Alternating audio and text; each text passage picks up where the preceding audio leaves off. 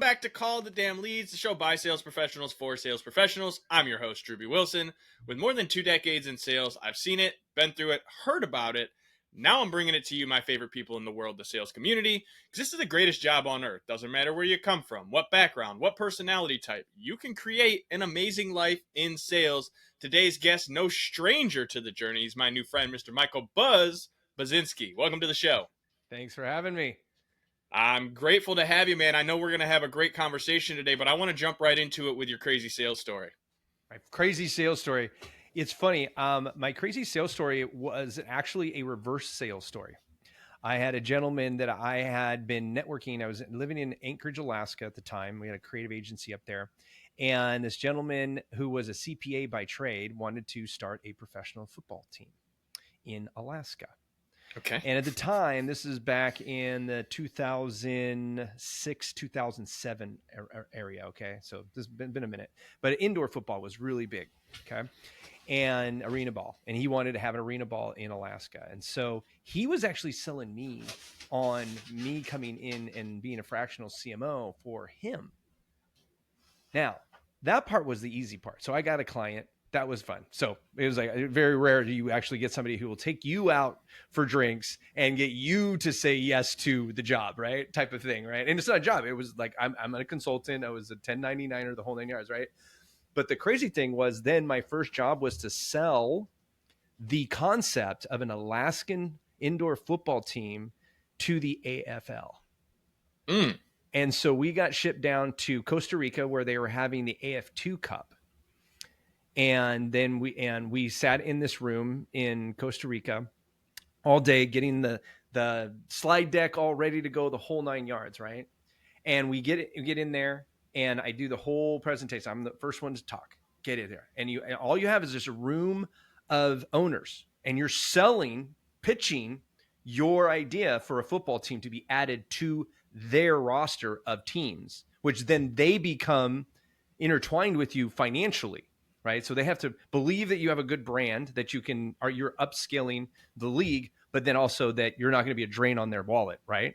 And so we go through, we have all these heads bobbing up and down, up and down. Yes.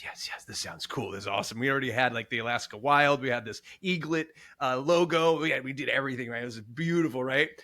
Then the first question the owner gets, our owner gets asked is like, how much money do you have in the bank after?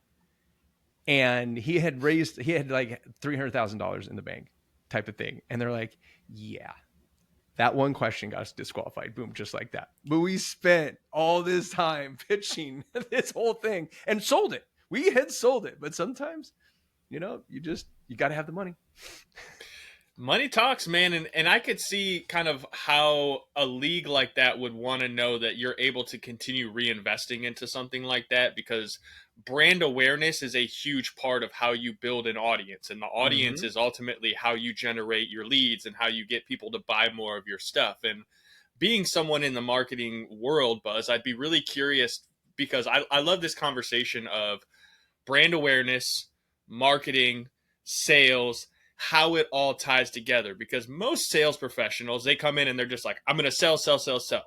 But they don't realize that you have to not only market yourself to generate the leads, but that brand awareness comes in together at the same time. So I'd love your insight on that for my listeners.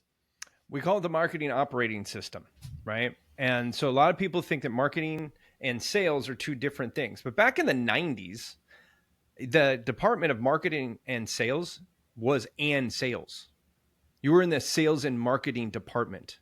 Sales number one, marketing number two. It was always kind of an afterthought. And then at some point they separated because you have different KPIs that everybody's looking to keep their job. And this is in big companies, right? But really, if you look at the job of marketing and advertising are two different things, right? So people are things like, oh, I'm going to do some more. I do marketing. We do Google ads or Meta ads or, advertising. I'm like, that's advertising. That's not marketing. That's why they call it marketing and advertising. So with that though, I always say that marketing is the magnet. Sales is the collector. Okay. So you have to, the top of mind awareness is just you making sure that your magnet is close to the types of nails and screws and bolts that you're trying to attract into your toolbox.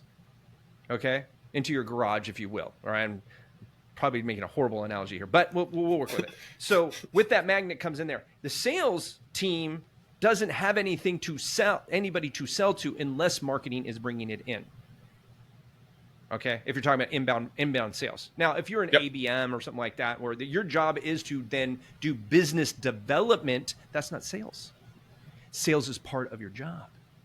You're developing the sales conversation. Well, that's what marketing does en masse.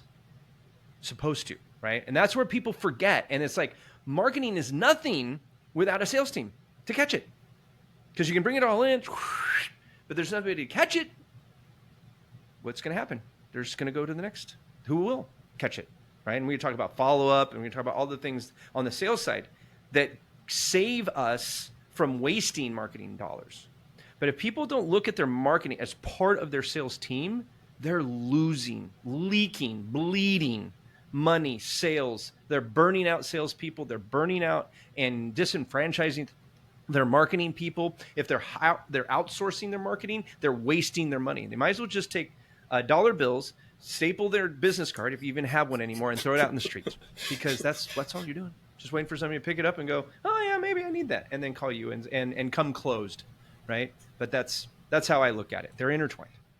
I love that. It's one of those conversations that when I'm working with clients and doing consulting, because I do like we consult on businesses, I'm asking them, it's like, all right, well, how much are you spending on your branding and your marketing?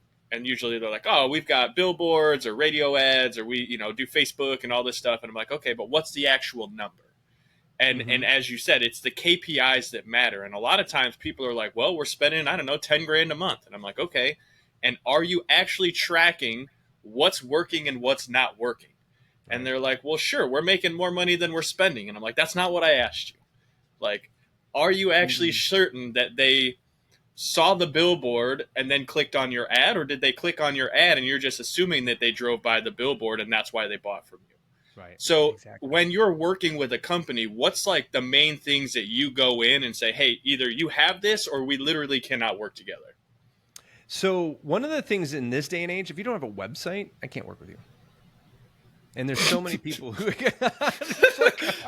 It's 2025, and yet we still have to remind people they need a website. How crazy. Well, this because there was a generation of businesses here in the last 15 years that were told that Facebook was going to be their website.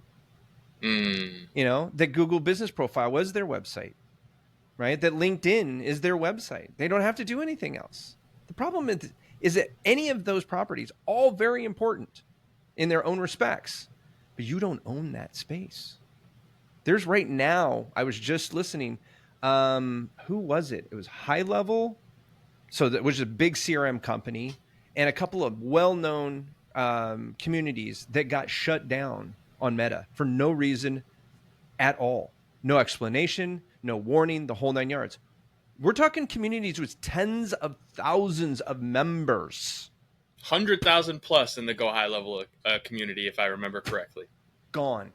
I don't know if they're going to fix it or anything like that, but I mean, I have a lot of friends in that space, right? And it's just like, that's scary to me. If I had 200,000 people in my community that I couldn't talk to anymore, because that's where it was. That's where it's all centralized, right?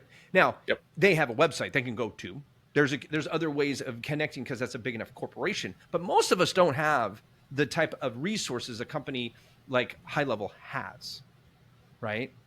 Most of us have maybe a team of 10 if we have anybody, right? Like that's like the average for folks in the SMB space right now.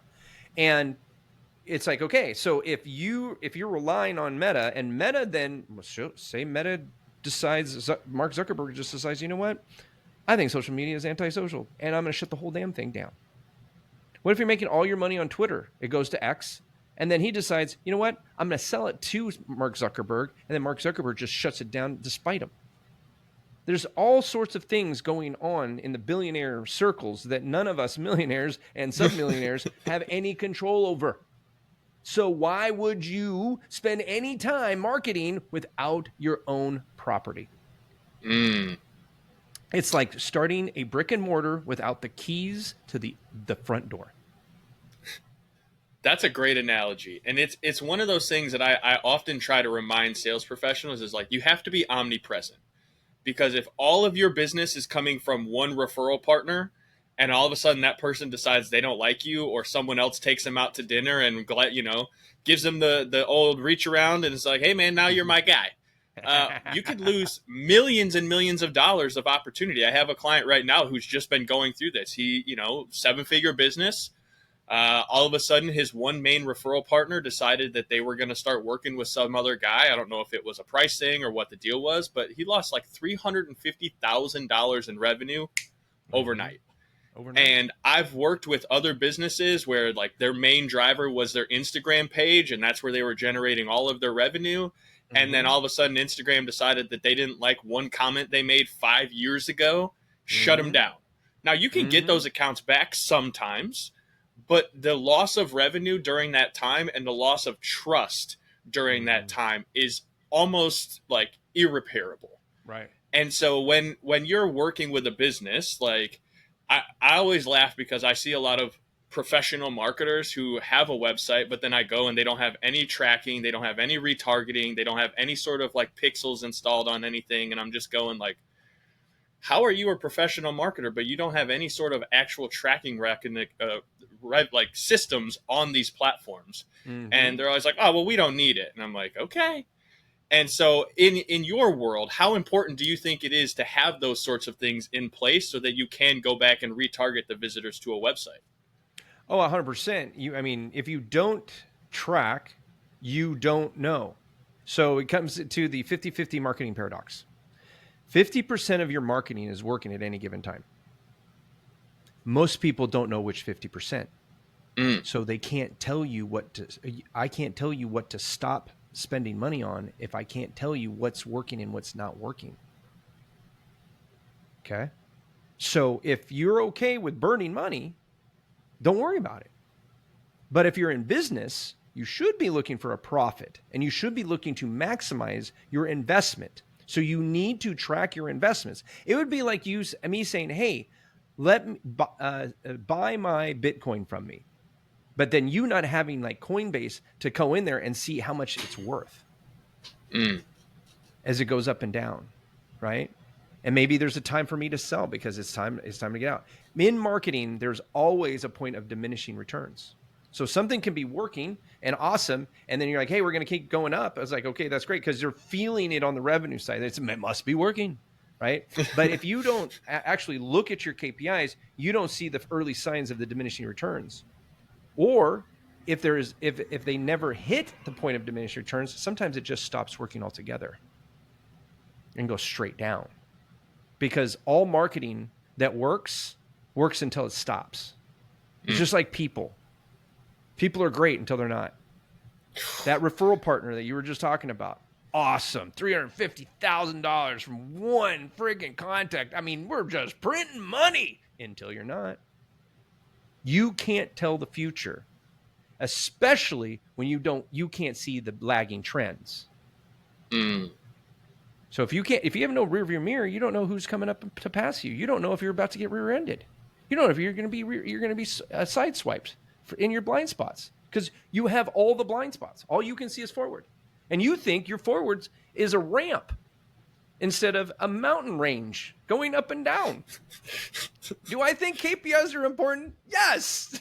if you're spending money on marketing, advertising, sales, any of that stuff without tracking KPIs, you are wasting money. There is money being spent that doesn't need to be spent somewhere.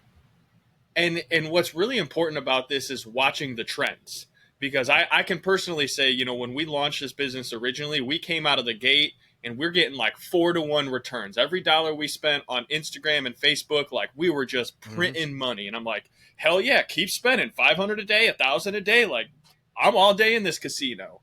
And Right. then in April of last year, Meta loves to make their changes in like, mid end of Q1, mid Q2.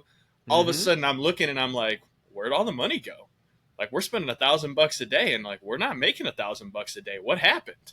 Right. And Meta For four decided to thousand change the dollars a way day. that their algorithm worked, right? They Right. decided to change the way that they were tracking things, and all of a sudden I'm going, holy smokes.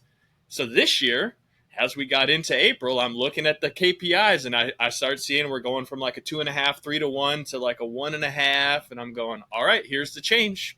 Let's get prepared. Let's dial things back. Let's get ready. And I have another buddy of mine that does marketing, and he's just made a post the other day that was like, hey, June and July, let's think about this. What are people doing in the summer? They're traveling, they have other things going on. So, like, Mm-hmm. if you're not paying attention to the metrics, there's a good chance you're going to way overspend on things and not realize the fact that it is exactly what you said. It's a roller coaster.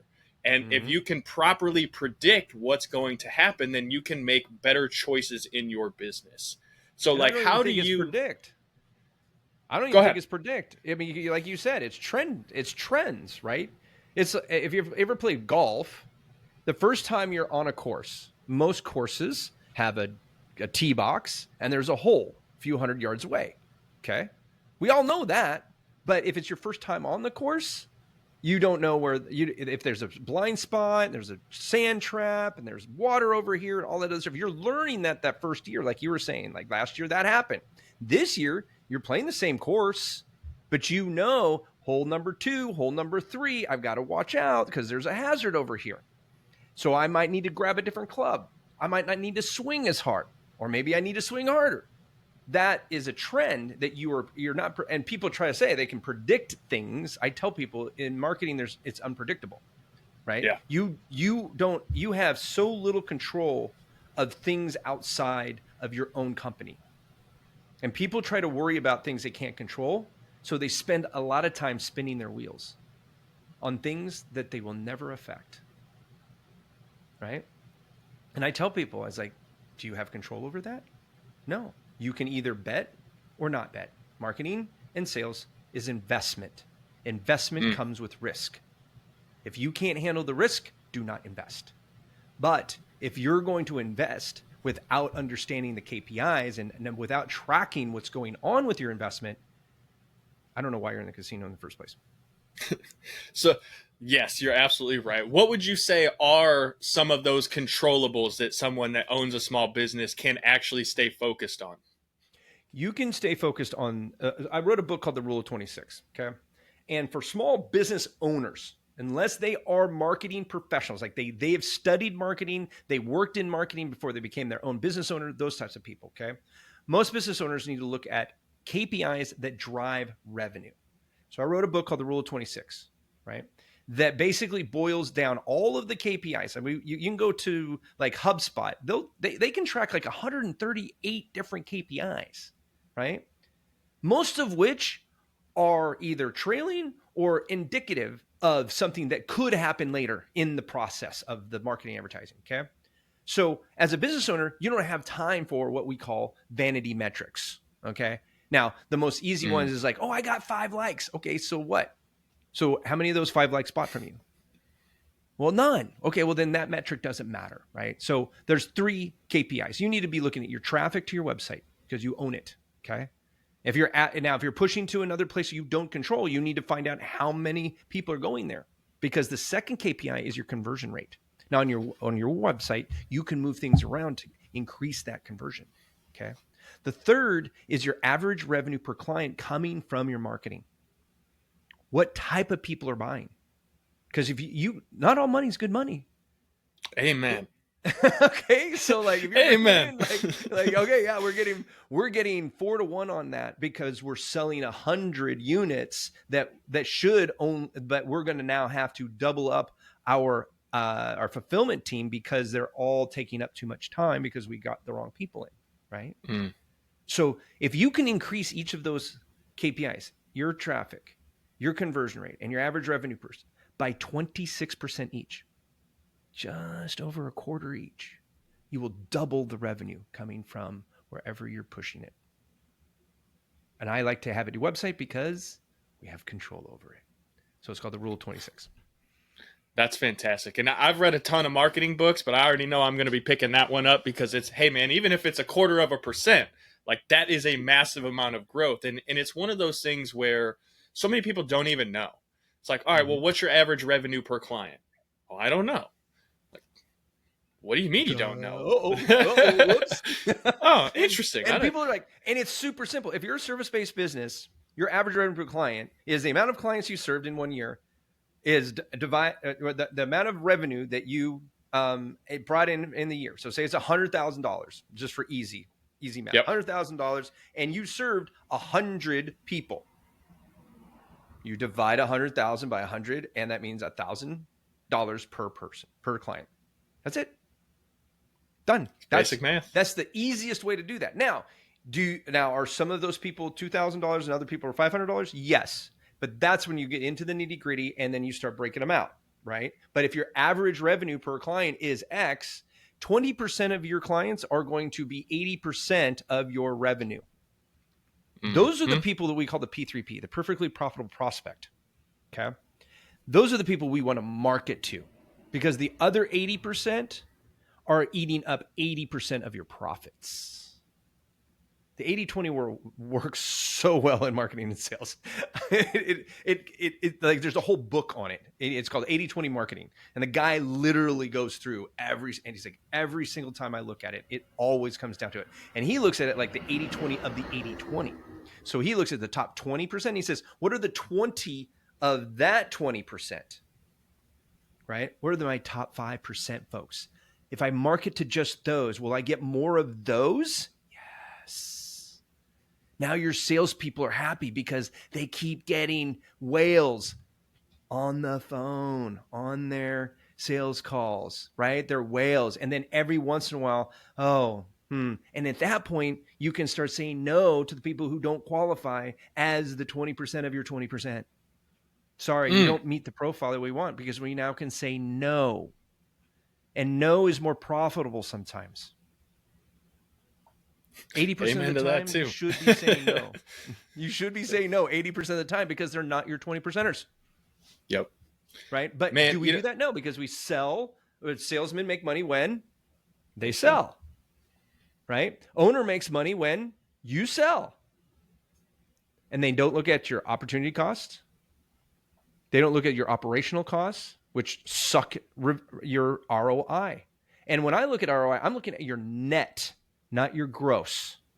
How much do you keep? I don't care how. I owned a company that brought millions of dollars in a year, and I kept 3% off the top.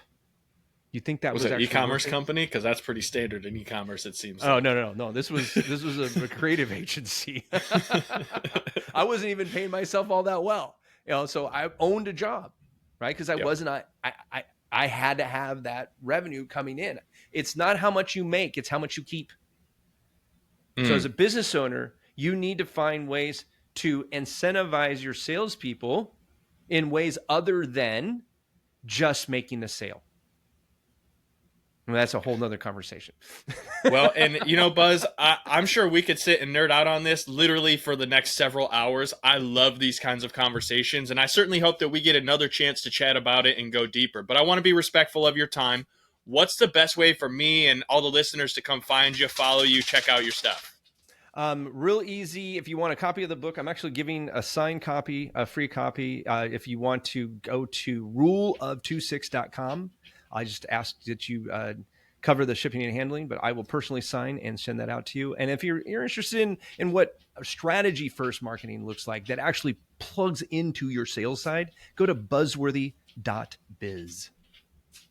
I love it, man. Well, thank you so much for taking some time out of your busy schedule to be here. It's truly been an honor getting to hear some of this wisdom. And I know I've learned a couple things, and I have no doubt my listeners have as well. I'm glad. Thanks for having me. Absolutely. You guys know what to do next. Share the show, post it on social media, tag the two of us, maybe send it to somebody that you know who's really sucky at sales and marketing and doesn't understand this stuff. Like, provide value to them, because this has been an awesome episode. And if you've got a crazy sales story of your own, we want to hear it. Head over to callthedamnleads.com/podcast. Send us your details. Let's get you on the show. Let's talk about the nerdy stuff that people need to hear, just like we did today. We'll see you guys on the next one. Go call the damn leads.